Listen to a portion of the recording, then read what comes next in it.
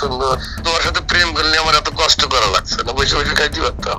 একজন নারী ভুক্তভোগীকে ফোন কলে আপত্তিকর ও অশালীন ভাষায় কথা বলতে শোনা যাচ্ছে গাজীপুর মহানগরীর কাশিমপুর থানার ভারপ্রাপ্ত কর্মকর্তা মোল্লা খালিদ হোসেনকে, যিনি কিছুদিন আগে গাজীপুর মহানগরীর পুবাইল কুদা পশ্চিমপাড়া এলাকায় তুলার গুদামে ভয়াবহ অগ্নিকাণ্ডের সময় ছুটে গিয়ে ভাইরাল হয়েছিলেন।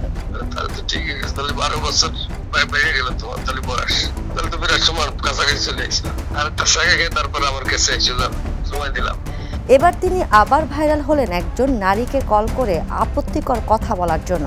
তার অডিও ক্লিপটি সামাজিক যোগাযোগ মাধ্যমে ভাইরাল হতেই বিষয়টিকে ঘিরে জনমনে তীব্র ক্ষোভ ও সমালোচনার সৃষ্টি হয়েছে। তুমি তো সিগারেট খাও না, খাও না সিগারেট? না, আপনি খান স্যার। আমি তোমার খাওয়াবো সিগারেট।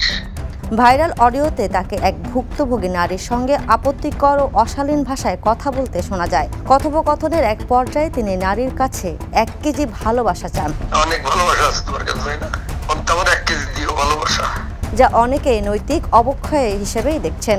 এ ধরনের আচরণে পুলিশ প্রশাসনের ভাবমূর্তি ক্ষুণ্ণ হয়েছে বলে মনে করছেন স্থানীয়রা। তারা দ্রুত প্রশাসনিক তদন্ত ও প্রয়োজনীয় ব্যবস্থা গ্রহণের দাবি জানিয়েছেন। সচেতন মহলের বক্তব্য, একজন দায়িত্বপ্রাপ্ত পুলিশ কর্মকর্তার এমন আচরণ দায়িত্ববোধ ও পেশাগত নৈতিকতার পরিপন্থী। Desk report, the news.